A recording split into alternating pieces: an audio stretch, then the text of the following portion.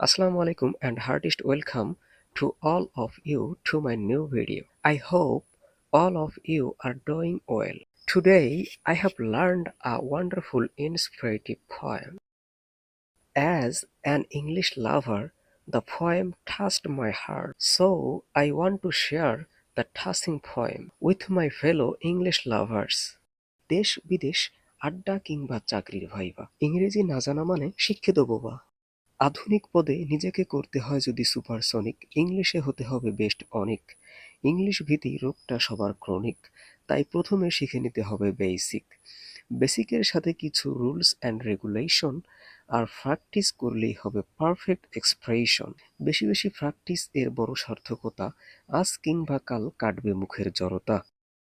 প্রতিদিন বাড়াতে হবে একটু একটু করে ভোকাবুলারি, নইলে মাঝপথে থেমে যাবে ইংলিশ গাড়ি।